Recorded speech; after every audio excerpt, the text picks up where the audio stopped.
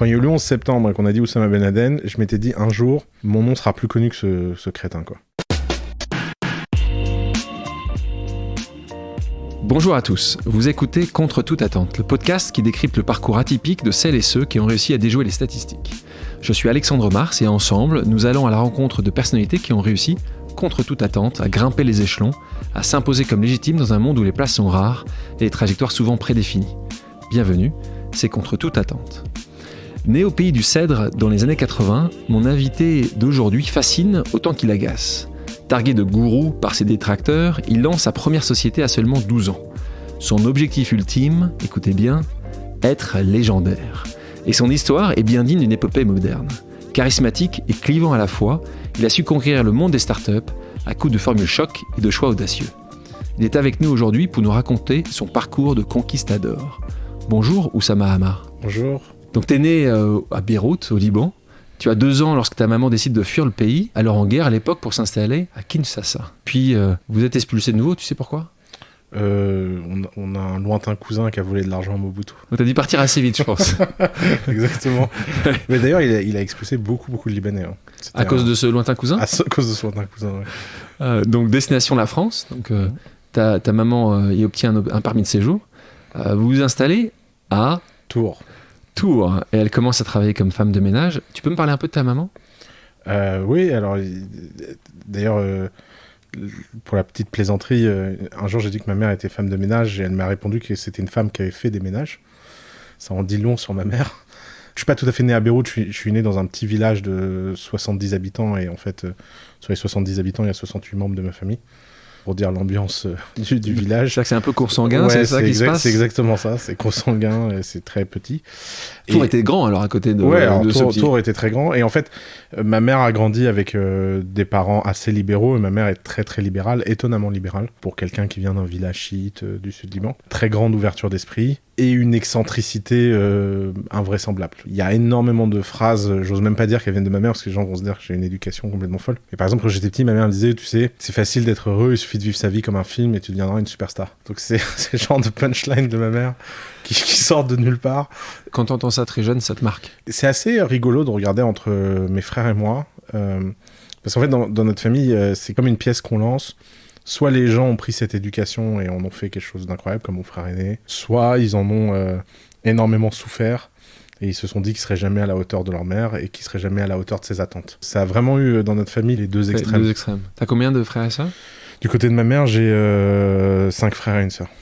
Du côté de mon père, j'en ai encore plus, mais je les connais pas. Tu racontes que petit, tu t'ennuyais quand même si la tour était plus grand que le village d'origine, mais tu t'ennuyais énormément. Ah ouais, c'était l'angoisse. Et tu avais une seule hâte, c'était d'être majeur pour partir. C'était vraiment... Ça, c'est vrai, ça. Ouais. C'est vraiment si terrible que ça, grandir à Tours ? Mais je sais pas. Pour être honnête, je pense que c'était pas vraiment Tours. En fait, j'avais l'impression que j'étais pas du tout au bon endroit pour être ambitieux. Et vraiment, dans mon année de terminale, j'avais décidé de faire comme dans les prisons, où, tu sais, tu mets les petits coches pour savoir combien de jours il reste. Et donc, c'était une angoisse. Et c'est vrai que je suis parti sans jamais revenir, d'ailleurs. Tu y es retourné une seule fois, non ? Ouais, 1 ou 2 fois, ouais. Une fois pour un enterrement. Et... Peut-être que ton lycée, c'était quel était ton lycée là-bas ? Lycée Balzac. Peut-être que lycée Balzac, il devrait t'inviter pour écoute, aller faire une conférence. Ça me ferait très plaisir si quelqu'un de lycée Balzac nous écoute. Ça. Ah, génial. C'est assez intéressant parce que tu dis que tu t'ennuies.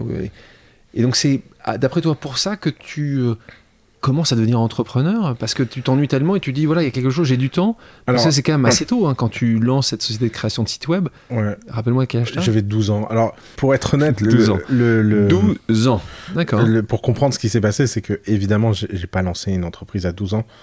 Moi, souvent, j'explique que j'ai pas choisi l'entrepreneuriat, c'est l'entrepreneuriat qui m'a choisi. Et qui m'a mis un peu dans une situation où j'ai pas vraiment eu le choix de ce qui s'est passé. Grosso modo, ma mère faisait des ménages chez un type. J'y allais tous les mercredis avec elle, en théorie pour l'aider. En pratique, je pense pas que j'ai un jour touché un chiffon de ma vie. Et ce type avait une bibliothèque immense et je passais ma vie dedans à lire des livres. En théorie, je nettoyais la bibliothèque. Et puis un jour, je suis allongé sur un fauteuil en train de lire un livre et il rentre dans la pièce. Et il prend le téléphone et il s'engueule avec un type. Parce que, je sais pas quoi, il est pas content du site internet qu'on lui a fait. Alors je vais le voir, je dis, écoutez monsieur, je suis le fils de Madame Jabert, si vous voulez que je vous fasse votre site internet, je vous le fais quoi. Et puis il me dit, mais tu sais faire des sites internet? Je dis, oui, ça va pas être très compliqué. Enfin, j'ai appris à faire ça à l'école. En fait, j'avais rien appris à l'école, c'est que j'avais gagné un ordinateur et puis je programmais, je faisais des sites. À l'époque, j'avais un site internet sur la mythologie grecque, un site internet pour pirater Diablo 2. Et donc, je lui dis, bon, je lui fais son site internet, il est super content, et il dit à ma mère... tu le codais en quoi? En HTML? C'était du HTML pur à l'époque. Tu mettais, en plus, c'était vraiment... il n'y avait même pas CSS encore. C'est pour dire, quoi. Et donc, en fait, le type vient, il me dit combien je te dois. Et puis moi, jamais de la vie, j'allais prendre de l'argent à un vieux monsieur, quoi. Enfin, déjà, je le voyais comme un très très vieux. Oui. Il avait l'air d'être un ancêtre pour moi. Bon, il n'était pas si vieux que ça, il avait 65 ans, mais je me disais, mon Dieu, qu'est-ce qu'il est vieux. Et puis il me donnait de l'argent. Alors je dis, ouais, donnez-moi 50 balles, quoi. Et il me dit, mais tu te rends pas compte, j'allais payer 24 000 francs ou 25 000 francs pour ce site internet. Alors je me suis dit, il est sénile. Je suis même rentré le soir en disant à ma mère, faut faire attention à ce monsieur. Parce qu'il y a des gens qui l'arnaquent et qui lui piquent son argent, quoi. Parce qu'il y a des gens, ils ont demandé 25 000 francs. Et la semaine d'après, je reviens voir ce mec et il me regarde et me dit, bon, bah, je savais pas quoi faire. Donc j'ai eu une idée et là, il me donne une enveloppe. Et sur l'enveloppe, il y a marqué 25 000 francs, moins URSSAF temps, moins TVA temps, moins impôt sur le revenu temps.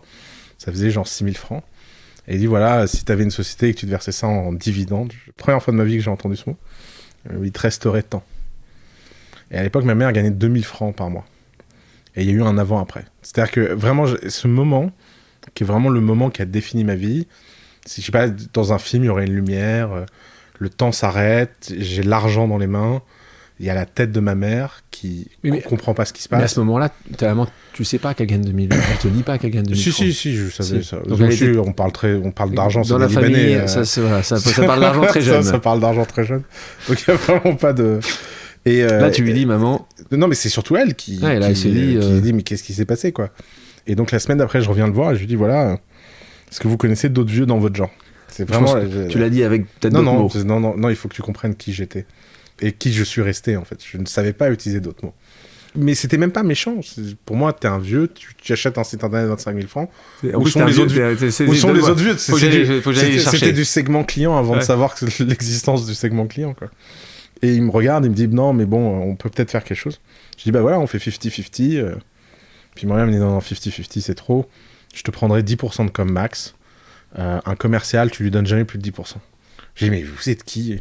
Oh, je travaillais au marketing d'une boîte qui s'appelle Apple, tu connais? Non, jamais entendu parler. Et en fait, le type, c'était le VP marketing d'Apple en Californie, quoi. Non, mais... Et il s'était fait virer par Steve Jobs et il était revenu s'installer à Tours pour sa retrete. C'était son village d'enfance, enfin son village. Donc il avait 25 000 francs pour acheter il avait l'argent. Largement. Et en fait, malgré lui, il m'a fait faire des sites internet et après, Son prénom? Jean-Marie Beck. Merci Jean-Marie.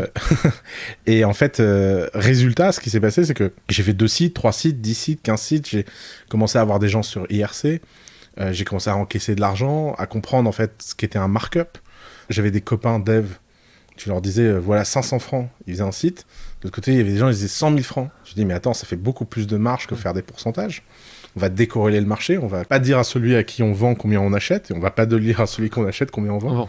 Et donc voilà. T'apprends le business Mais j'ai mis des années à savoir que j'avais une boîte. Ouais. Et donc cette boîte-là, d'ailleurs, tu étais obligé de la créer, pas en France, pas en Europe, non, en Amérique du Sud. En Uruguay, ouais. C'était le seul endroit au monde où un mineur pouvait ouvrir un compte en banque à distance et une boîte à distance. Alors j'ai compris plus tard pourquoi. Parce que c'était une plateforme de blanchiment d'argent. Mais en fait, encore une fois, j'étais très naïf, moi. Mais c'était une autre époque. Hein. D'abord, je m'appelais Oussama. C'était avant 2001. Ouais. Et avant 2001, quand tu t'appelles Oussama, t'as pas encore de problème. Et donc, tu ouvres une boîte en Uruguay, un compte en Suisse. Ça passe. Mais c'est plus que ça passe. C'était n'importe quoi. Enfin, c'était normal. T'envoyais même pas un passeport, en fait, pour ouvrir un compte. À un moment, tu t'es posé la question de changer ton prénom ? Si, j'avoue.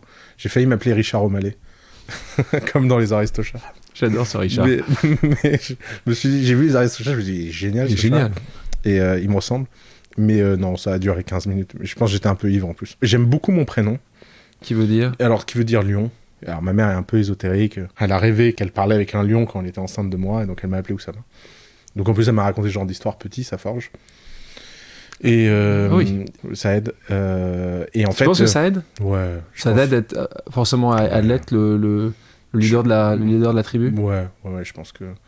Encore une fois, tout est une question de réception. J'ai un frère qui ça l'a juste écrasé, quoi. Peut-être qu'il s'appelait la chèvre, je sais pas. Pas le lion. Non, mais comme par hasard, les rêves sont toujours favorables dans ces, tu vois, C'est possible. Personne ne rêve d'une chèvre, quoi. Mais il rêve d'une lion, Qui sait, un loup. Non, tu vois, ou à la rigueur un loup, quoi. Mes résultats, je m'étais dit, quand il y a eu le 11 septembre et qu'on a dit Oussama Ben Laden, je m'étais dit, un jour, mon nom sera plus connu que ce crétin, quoi.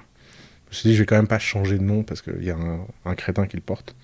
Et je pense que, pour le coup, j'ai réussi un peu à faire oublier Oussama Ben Laden. Quand les gens pensent Oussama, ils pensent pas forcément Ben Laden maintenant en France. Tu penses que parce qu'une génération après... Parce que je pense que beaucoup de gens regardent nos vidéos, etc. et donc découvrent le prénom Oussama par cet intermédiaire. Tu le vois de moins en moins marqué. Ouais. Qu'est-ce qu'elle est devenue, cette boîte qui s'appelait CK Lock et ça. Comment t'as trouvé ce nom? Parce qu'il tu sais, t'achètes des Shelf-Made compagnie. Donc c'était celle qui... Donc c'était... on expliquait aux gens, c'était une société qui existait déjà et que tu as racheté, donc ce nom existait déjà. Exactement, ouais. Je sais même pas si ça, je pense que ça veut rien dire. Je suis sûr que ça veut dire quelque chose dans Et c'est la seule l'entreprise que tu as créée pendant tes années ouais, en fait, adolescence en tout cas. Je l'ai gardée jusqu'à l'âge de 19 ans. Et à 19 ans, j'ai vu je m'en souviendrai toute ma vie, pour la première fois, un avocat fiscaliste. Parce qu'en fait, je sais plus, je parlais avec un ami de ma vie et de mes revenus et de machin, et il était atterré, il s'est dit mais tu vas finir en prison, c'est pas possible. Et donc je l'ai fermé, et puis j'ai ouvert une société en France, tout ça. Quand tu commences à bien gagner ta vie, sans faire vraiment attention justement à ces sujets dont tu évoquais à l'instant, sujets fiscaux, tu commences à avoir l'argent justement pour offrir des choses à ta maman, c'est la première chose que tu fais? Tu t'achètes toi quelque chose? C'est la plus grande erreur. Souvent j'explique aux gens que j'ai pas beaucoup de regrets, mais j'en ai un. C'est d'avoir fait dépendre trop de gens dans ma famille de mon argent trop tôt. Ce qui m'a mis une pression considérable et qui a mis en fait tous ces gens dans mon entourage dans une attitude quasi due.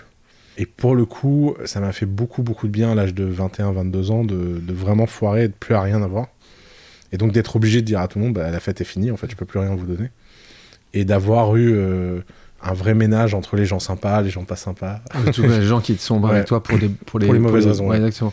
Et là, sur ta maman, parce qu'elle, forcément, elle a toujours été là. Alors, effectivement, donc ma mère, ça a été évidemment le plus simple. Quand il n'y avait plus d'argent, elle était plutôt libérée, elle. D'ailleurs, elle m'a dit qu'elle avait regretté, elle, de m'avoir pris trop d'argent trop tôt.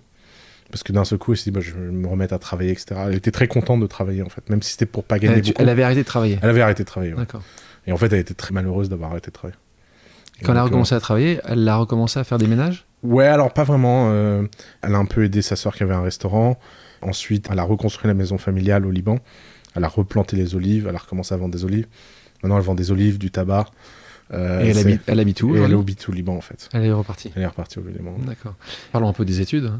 Parce qu'après le bac, tu vois là en prépa, si j'ai compris que c'est pas vraiment ta tasse de thé, ceci étant, t'es admissible au concours d'une grande école, parce que dis-moi, je peux m'être trompé dans le travail de recherche, mais non, mais en fait, pas l'ENS, donc raconte. Non, en fait, ce qui s'est passé, c'est que alors c'est très compliqué comme histoire, mais c'est cool, comme ça je vais pouvoir leur mettre en truc, parce que il y a eu énormément de complications, mais en fait j'étais en prépa, ça s'est très mal passé. Ça m'étonne avec toi. Pour toi qui suis les règles, qui fait attention. Mais en fait, vraiment, j'ai pas compris ce qui s'est passé. Je suis arrivé, je croyais que j'allais rencontrer Jean-Paul Sartre. J'ai fini avec des profs très bornés. Et toi encore? Non, j'étais à Bordeaux en prépa. D'accord. Et j'ai explosé en vol. C'est-à-dire que vraiment, je pense qu'en janvier, c'était fini. Je dormais jusqu'à 14h. J'allais un peu en cours. J'étais en dépression. Vraiment. Et pour la seule fois de ma vie, j'avais perdu confiance en moi. Vraiment, c'était un moment... Ils avaient réussi à te casser, quoi. Ouais, vraiment, mais en 4, quoi. Je me suis dit... T'es une merde. Exactement. Et en fait, il s'est passé deux choses complètement hasardeuses. La première, c'est qu'il y a eu un prof qui a été remplacé et qui fait que j'ai passé une colle et j'ai eu une excellente note. Et je me suis dit, mais c'est bizarre quand même que ça dépende autant d'un prof. À tel point que la prof qui est revenue et qui a vu ma note m'a quand même demandé si je m'étais fait greffer un cerveau. Et quand elle m'a dit ça, ça a été ma rupture. Je lui ai dit, mais en fait, c'est vous la connasse. Enfin, je sais même pas comment vous le dire autrement. Tu l'as dit comme ça? Ouais, je lui ai dit comme ça. Je lui ai dit, en fait, vous êtes nuls. Toute évidence, je suis pas quand même complètement con. Si vous n'arrivez pas à faire quelque chose de moi, c'est que c'est vous le problème, en fait. C'est pas moi, quoi. Comment elle s'appelle, rappelle-nous? Non, je sais même plus comment elle s'appelle en plus. Tu devrais. Et ensuite, la deuxième chose qui s'est passée, c'est que j'ai recommencé à... Donc, j'avais arrêté toutes mes activités, parce que la prépa, ça te prend. Et j'avais fait un petit site internet... qui était un truc tout bête. J'achetais des pubs sur Yahoo et je les revendais sur Google, parce que Google vendait ses pubs beaucoup plus cher que Yahoo. Donc je faisais de l'arbitrage pub. J'ai recommencé à gagner de l'argent. C'était débile, je sais pas, je crois que j'ai gagné 400 € dans le mois ou 500 €. Mais je me suis senti tellement heureux d'avoir à nouveau une feedback loop objective de quelque chose d'extérieur qui dépendait pas d'une copie, etc. Et je me suis dit, mais qu'est-ce que tu fous en fait? Et donc c'était très très important pour ma mère que je fasse des études. Donc je me suis dit, bon, on va hacker le système, on va changer d'angle. Et donc j'ai été à Paris. Et à Paris, je me suis dit, ok, comment on fait pour entrer à Normal Sup sans faire de prépa? Et c'est l'année où en fait Normal Sup a sorti les diplômes de l'école normale supérieure. Et donc j'ai été voir un prof et je lui ai dit, mais on peut pas assister aux cours en étant auditeur libre, etc. Et comme ça, l'année prochaine, je passe 1 an avec vous, auditeur libre, j'assiste à tous les cours, et puis si vous me trouvez sympa, vous me prenez par la fameuse filière parallèle. Et il me dit, mais c'est quand même très osé, mais qu'est-ce qui se passe? Alors je raconte un peu ma vie, etc. Alors il est fasciné. Et il dit, c'est génial, on n'a pas des gens comme ça ici, venez. Et donc je me suis retrouvé à assister pendant 1 an au cours de Normal Sup. T'as aimé? J'ai détesté. J'ai détesté. Et t'es resté cette fois-ci 1 an? Ouais, alors pour le coup, vraiment, j'ai fait l'effort. T'as fait l'effort. Et un cours, il y a un prof qui me dit, mais attendez, c'est pas du tout là que vous devriez aller, vous devriez aller au EHESS. Alors, c'est quoi EHESS? C'est l'École des hautes études en sciences sociales. C'est des gens qui vous ressemblent. Et alors là, j'étais tellement heureux. Donc je suis devenu élève libre au EHESS. J'ai assisté à un nombre de cours au EHESS invraisemblable. Et en fait, à ce moment-là, j'ai compris qu'en fait, de toute façon, un diplôme de sciences humaines, ça vaut rien, d'un point de vue travail. Que en fait, c'était pas une course au diplôme dont j'avais besoin, mais c'était une course au savoir. Quand j'ai vu des profs assister aux cours des autres profs au HESS, qui est la seule école où j'ai vu ça de ma vie, où t'arrives et au premier rang, il y a 10 profs. Tu dis, mais qu'est-ce qu'ils font là? Ils assistent aux cours. Ils apprennent. Attends, des profs qui assistent à des cours. Et tu sais, c'était tellement paradigmatique. T'as le prof qui sait et les élèves qui apprennent. Ouais. Tu te dis, mais c'est génial cet endroit. Et en fait, ce passage par l'école normale est devenu admissible, admis, normalien. D'accord, et en fait pas du tout. Mais en fait pas du tout. Et donc, mais ce que je veux dire, c'est que tu n'es pas non plus diplômé de l'école des hautes études en sciences sociales. Ce qui est incroyable au HESS, c'est qu'ils ont une filière parallèle où en fait tu peux être élève sans rentrer dans les logiques de diplôme, de master, etc. C'est une grande tradition de chez eux. Ce qui pour toi, et d'ailleurs pour nos auditeurs, c'est intéressant, c'est que très souvent, on en parlera un peu plus tard, dans The Family, tu as un certain nombre d'entrepreneurs qui sont bardés de diplômes, qui sont à bac plus 12. Tu es un exemple, comme un certain nombre de personnes qui réussissent extrêmement bien sans avoir un bac plus 12. Ouais, comment tu le vis, ça? Bon, alors forcément de mieux en mieux, parce que c'est de plus en plus bien vu. D'ailleurs, de façon stupide, maintenant il y a des gens qui ont honte d'avoir fait des études. Moi, ça me fait rire. Tu en vois un peu plus? Je trouve que c'est un nouveau phénomène. T'as les gens qui disent, oui, bon, je fais Polytechnique, mais ça veut, ça veut rien dire. Ça va, t'as quand même travaillé dur pour rentrer à Polytechnique, tu vas pas t'excuser. Les gens, quand tu vas commencer un peu plus à s'excuser. Si, c'est comme tous les phénomènes de mode. Et c'était stupide de croire que ta vie était réussie parce que t'avais fait Polytechnique. C'est stupide de ne pas voir que ça a une valeur. Mais toi, Oussama, tu penses qu'aujourd'hui, parce que t'as chaque jour plus de succès, il est plus en plus facile pour toi de dire mais non, moi l'ENS je suis jamais allé, que pendant quelques années c'était tu laissais planer sans problème. Alors plus je l'assume très bien. La France, c'est un endroit où en fait il y a des portes, tu peux pas les passer si tu bluffes pas. Bien sûr. Il y a un moment, alors tu laisses passer tu bluffes, tu rentres. Après tu dis bon en fait c'est plus compliqué que ça. On va s'expliquer. Moi je vois la vie comme un jeu vidéo. T'as des niveaux dans ce jeu vidéo. Et plus tu réussis, plus tu as le droit à jouer à des jeux. En 2008, donc une période où tu montes une autre start-up, et là, ça se passe un peu moins bien. Ouais. Qu'est-ce que tu as appris à ce moment-là? Je l'ai eu amer parce qu'au début, j'ai pas appris grand-chose. Souvent, on dit l'échec, ça enseigne des choses. Faut pas oublier que l'échec, souvent, c'est amer parce que ça t'enseigne rien. Mais grosso modo, ce qui s'est passé, j'ai créé une boîte pour la première fois avec des fonds. Pour la première fois, quelqu'un m'a donné de l'argent et je pouvais embaucher, machin. J'ai jamais vraiment trouvé de business model. Et j'étais entouré de gens qui faisaient beaucoup de politique toute la journée. J'avais un board, j'avais... Politique, pas de la politique, oui, politique interne entreprise. Il y avait des camps, il y avait des fractions. Et tu avais un cofondateur? J'avais des cofondateurs. Moi, j'avais des cofondateurs. Donc c'était très, très, très, très compliqué. Et puis moi, on me disait, c'est ça la vie des affaires, etc. quoi. Et puis quand tout s'est arrêté, j'ai eu une première phase où je me suis dit, c'est tous des cons, c'est de leur faute. Alors le problème c'est que ça marche pas parce que bon, les cons tu les as quand même choisis, c'est toi qui les as fait rentrer, tu les as fait investir, t'as pris leur argent, donc C'est pas très satisfaisant comme explication, en fait.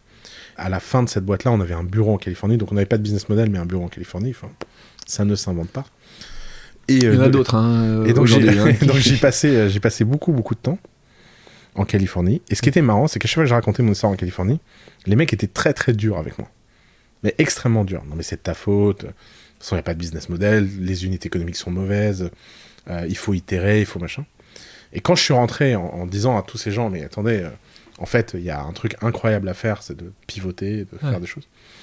J'avais eu l'impression que je les avais tellement convaincus de l'idée initiale que c'était comme si un mec avait fondé une religion, vient dire, les gars, je me suis trompé. En fait, Dieu n'est pas là, Dieu est ailleurs. Et les types te lancent des cailloux en disant, mais traître. Et donc là, ils m'ont viré. Donc tu arrives à te virer de ta propre boîte. Ouais, exactement.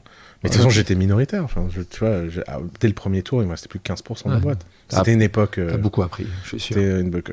Et en fait, là, à ce moment-là, dans ce process un peu long des primes, j'ai compris plein de choses. Et j'ai compris, en fait, que j'avais eu envie d'avoir raison plutôt que de gagner. Ce qui est un truc d'ego assez classique.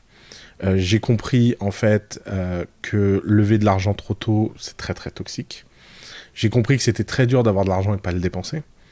J'ai compris que travailler un business model, c'était une œuvre quasi solitaire, parce qu'en fait, c'est très, très dur d'être en groupe et en consensus et de tester des choses. Et en fait, tout ça m'a construit, en fait, en tant qu'entrepreneur, mais des années plus tard. Même aujourd'hui, maintenant, je vois des choses dans The Family, des entrepreneurs, et j'apprends des choses en disant je comprends ce que j'avais fait comme connerie à cette époque. Parce que tu comprends pourquoi ils vont faire la même. Exactement. Tu les as revus, ces amis de chez Ipios? Non, alors on a eu des procès, on a eu donc ils m'ont ils ont gagné quelque chose à la fin? Ils ont été rachetés? Non, la boîte existe toujours. Elle existe toujours. Ouais, elle a eu 7 CEO depuis que je suis parti. Ils font à peu près la même chose que... Ils font exactement la même chose, le site internet est toujours le même, ça me fascine. Donc toi tu dis juste ils n'ont pas compris qu'itérer et se changer et pouvoir pivoter et ils veulent tellement prouver qu'ils ont eu raison. Ils ont levé combien d'argent depuis le départ? C'est une gabegie, je pense qu'on est à des 8 ou 9 millions. Nos amis d'Ipio, si vous nous écoutez. En parlant de toi, tu as un de tes anciens collègues, Klaus Speidel. Exactement. Qui dit une phrase qui est intéressante. On se demande toujours quelle était la part de fumée et la part de flamme. Ouais. Il a dit ça. Qu'est-ce que ça veut dire, ça? Bah, grosso modo, ça veut dire qu'il a jamais su comprendre et jamais réussi à avoir d'opinion sur le fait est-ce que j'étais sérieux ou pas, quoi. Est-ce qu'il y avait de la substance derrière le storytelling. Mais ce que les gens comprennent pas, je pense, et qui est très très dur à comprendre en France, c'est que le storytelling est une substance en soi. En France, les gens disent c'est du marketing, moi ça me fait rire. Genre, mais je te regarde, vas-y, fais-en du marketing. Tu sais, on dit Macron, c'est de la com. Bah, c'est déjà pas mal, c'est de la com, ok. Bah, c'est déjà une étape réussie. Mais c'est un peu ce truc français qui est que la parole serait vulgaire et l'action objective, incompréhensible, ça a beaucoup de valeur. Mais les gens oublient qu'une œuvre humaine, c'est d'amener les gens à faire ce que tu as envie qu'ils fassent et que collectivement, tout le monde comprenne quelque chose, quoi. Donc en fait, moi j'ai compris ça il y a quelques années. Dans une start-up, stratégie égale story. C'est cette capacité à raconter une histoire qui crée la substance. Ce qui est intéressant ici, c'est que tu expliques qu'en gros, le storytelling est le moyen pour arriver à ta fin. Ouais. C'est quoi ta fin, toi, Oussama? Moi, je vois la vie comme un jeu vidéo. Tu as des niveaux dans ce jeu vidéo, et plus tu réussis, plus tu as le droit à jouer à des jeux. Et il y a un jeu niveau 99 qui est le droit d'écrire à ta façon de futur. Grosso modo, le vrai Game of Thrones auquel les gens jouent, c'est quelle version du futur on va écrire. Alors Facebook, ils ont leur vision du futur, ils essaient de l'écrire. Google a sa vision du futur, ils essaient de l'écrire. Et puis moi, j'ai ma vision du futur et j'essaie de l'écrire. Et pour jouer à ce jeu-là, il faut avoir vraiment beaucoup de moyens, quoi. Si j'ai créé The Family, c'est pour avoir le droit d'avoir une place à cette table et de pouvoir jouer à ce jeu. Parce que je trouve que c'est le jeu le plus fascinant du monde. D'avoir le droit à un moment de décider, toi, pour des raisons égoïstes, personnelles, que cette version du futur serait mieux que les autres, et d'enthousiasmer les gens là-dessus. Je trouve que c'est... Et cette vision du futur, on comprend, d'une manière très pratique, c'est quoi cette vision du futur pour toi? Moi, je pense que... Il y a eu dans les années 80 un truc bizarre qui s'est passé, c'est que la Silicon Valley a rompu avec le reste du monde en se désincarnant et en devenant transhumaniste, post-humaniste, et avec une vision en fait assez marrante qui est que l'humain veut devenir une machine. Ce qui explique toutes les frictions de société qu'on a actuellement, qui sont violentes, en fait. Et moi, en fait, j'ai toujours aimé l'hédonisme européen. Je me suis toujours méditerranéen, même. Ouais. J'ai toujours aimé cette idée que c'est incarné, que être heureux, c'est un droit, que l'amour est un truc réel, que le fait de transmettre aux enfants, c'est quelque chose de fascinant. Que la perfection ne peut pas exister. Que la perfection ne peut pas exister, que le chaos, que cette passion du chaos, en fait. Ouais. Et en fait, dans chacune des boîtes qu'on accompagne à The Family, moi, derrière, quelque part, dans un coin de ma tête, je me dis toujours comment cette boîte va participer à créer un peu plus de chaos joyeux, quoi. Et comment réincarner. Par exemple, moi, j'investirais pas dans Soylent, mais j'investis dans Agricool. J'ai pas envie qu'on bouffe de la pousse, j'ai envie qu'on mange les meilleures fraises du monde. J'investis pas dans je sais pas quoi, mais dans Side, parce que je pense que le travail étudiant temporaire, c'est un truc fascinant. Ouais. Quoi. Et c'est des modèles de vie qui sont fondés sur la liberté. C'est un activisme entrepreneurial réel. Ouais, exactement. En 2013, tu cofondes de nouveau, parce que là, tu pars avec 2 cofondateurs, Alice Zaguri et Nicolas Collin. Est-ce que tu peux expliquer pour les auditeurs qui ne te connaîtraient pas et qui n'auraient pas forcément entendu parler de The Family ou qui aimeraient en savoir plus, est-ce que tu peux nous expliquer exactement ce qu'est The Family ? Oui, alors The Family, c'est d'abord l'incarnation personnelle de ce que moi j'ai rêvé avoir en tant qu'entrepreneur. The Family, ça a été créé avec une question toute bête. Si j'étais entrepreneur, est-ce que j'aurais envie de donner de l'equity à The Family ou pas ? C'est la question que je me pose tous les jours. Et donc, The Family, ça a une mission très simple, c'est de dire comment on maximise les chances de succès d'un entrepreneur. Qu'est-ce qu'on doit faire dans l'environnement français pour lui donner des chances de mieux réussir ? Alors, la réponse traditionnelle dans cette industrie, c'est de dire un entrepreneur, il a besoin d'un comptable et des bureaux. Grosso modo, c'est le métier traditionnel des incubateurs. Alors nous, on ne donne pas de comptable, on ne donne pas de bureau. On leur dit même de ne pas prendre de bureau trop tôt et de ne pas prendre de comptable trop tôt, mais de vraiment trouver quelque chose dont les gens veulent. De vraiment avoir un product market fit, c'est-à-dire fabriquer quelque chose dont les gens ont envie et sont prêts à payer, même si ce n'est pas encore prêt, même si ce n'est pas encore terrible. Et pour faire ça, ils ont besoin d'être dans un environnement où des gens qui l'ont déjà fait sont hyper présents. On sous-estime à quel point l'entrepreneuriat, c'est une aventure émotionnelle, et que dans toute aventure émotionnelle, on a besoin d'une famille. Ça s'appelle pas The Family pour rien. On est là pour éduquer les gens, augmenter leur savoir, les protéger, leur donner des services qui rendent leur vie plus simple, et un peu les financer. Mais la partie investissement est la partie la plus accessoire de notre métier. Une question qui est évidemment reliée avec ta famille, c'est quoi de grandir sans papa ? C'était facile. Pour être honnête, je mentais beaucoup quand j'étais petit en faisant croire aux gens que c'était dur. Parce que les gens vivaient très mal que je leur dise que c'était facile. Et ça, c'est un truc souvent que les enfants adoptés peuvent avoir, etc. C'est que comme les gens te passent leur temps à te renvoyer un modèle en te disant c'est pas normal, tu finis par mentir pour les rassurer. Quand les gens disent mais tu connais pas ton père, c'est terrible. Alors tu dis oui, c'est terrible. Alors tu penses, si tu connaissais mon père, tu dirais que c'est plutôt une bonne nouvelle. Et en fait, j'ai rencontré mon père un peu par hasard quand j'avais 13 ans, pour la première fois. Et alors ça a bien confirmé le fait que, franchement, je l'ai échappé belle. Quoi. C'est bien qu'il soit là. Ouais. En plus, tous les gens qui avaient un père, leur vie avait l'air terrible. Enfin, ils avaient une figure d'autorité. Quand tu es aujourd'hui à la tête de The Family, qui est devenue incontournable dans le milieu des startups, qu'est-ce que tu dirais à ce jeune Oussama qui a 12 ans à Tours ? Est-ce que tu dis, c'est à peu près ça que tu aurais aimé être, ou si tu avais pu avoir le plus beau des rêves, ça aurait été ça à peu près ? J'avoue que The Family, c'est un rattrapage énorme dans ma vie. C'est-à-dire que c'est le métier de mes rêves. J'ai passé ma vie, moi, à être dans le coup d'après. Je faisais des sites internet, c'est quoi la plateforme ? Je faisais des plateformes, c'est quoi le truc ? Je faisais machin. J'ai toujours passé ma vie à être... J'étais à Tours, je voulais aller à Paris. J'étais à Paris, je voulais aller à New York. J'étais à New York, je voulais aller à San Francisco. Et puis là, d'un seul coup, j'ai l'impression d'être au bon endroit, en train de faire la bonne chose. Et je pense que je vais mourir à The Family. C'est-à-dire que je pense qu'à 90 ans, je serai comme, j'espère, Warren Buffett... au bureau, en train de toujours faire la même chose, et je me vois vraiment pas faire autre chose. Il y a tellement de choses que j'aurais voulu faire différemment, mais toutes les choses que j'ai envie de dire où ça m'a 12 ans, c'est des choses pour faire The Family plus rapidement, et pas avoir besoin d'attendre 27 ans. Mais bon, c'est un peu capricieux. On donne souvent l'image d'un gourou. Est-ce que ça te flatte ou ça t'agace ? Alors, j'avoue que les deux, comme toute contradiction, ça flatte l'envie de séduction. D'accord. J'aime bien. Moi, j'aime bien séduire les gens. Quand ça confirme que je suis un bon séducteur, je me dis, bon, c'est cool. Séducteur, vendeur ? Ouais. Tu vois. Par contre, j'avoue qu'il y a un truc qui me gêne dans cette histoire. C'est qu'un jour, un entrepreneur m'a dit que ça le gonflait, ces histoires de gourou, Parce qu'à chaque fois que j'ai été traité de gourou, c'était plutôt flatteur pour moi, mais c'était très insultant pour les entrepreneurs autour de moi. Et que vraiment, lui, il commençait un peu à en avoir marre de ces crétins. Parce que si moi j'étais un gourou, ça veut dire que lui, c'était une victime. Et il dit, 1, je suis pas une victime. 2, j'ai une grosse boîte. 3, ça marche bien. Et 4, je suis très content de t'avoir donné de l'equity et tu as une valeur hors du commun pour nous. Et donc, c'est ce côté-là qui me gêne. Le secte, c'est le côté juste... Exactement. T'as pas la capacité de... Parce que c'est vraiment, en fait, infantiliser ces entrepreneurs en mode, ils se sont fait avoir. Ta dernière actualité en date, c'est le lancement de The Garage, avec Fabrice Lefessant, donc le fondateur de Dune Network, et de Cyril Paglino, créateur du fonds d'investissement Starchain Capital. Donc il s'agit d'un incubateur de start-up blockchain. Alors, pourquoi ce nouveau projet ? T'as besoin d'un nouveau défi, ça te prend 2% de ton temps, 50% de ton temps ? Ça me prend très peu de mon temps. En fait, Cyril est un ami depuis des années. C'était un entrepreneur dans The Family, qui a une entreprise qui n'a pas très bien fonctionné. Il a lancé Starchain, on l'a aidé, on lui a présenté des investisseurs. Moi, ça fait longtemps que j'ai une frustration sur la blockchain, où grosso modo, je sens qu'il y a des choses intéressantes qui s'y passent, et j'ai ni l'envie ni l'énergie de m'y mettre.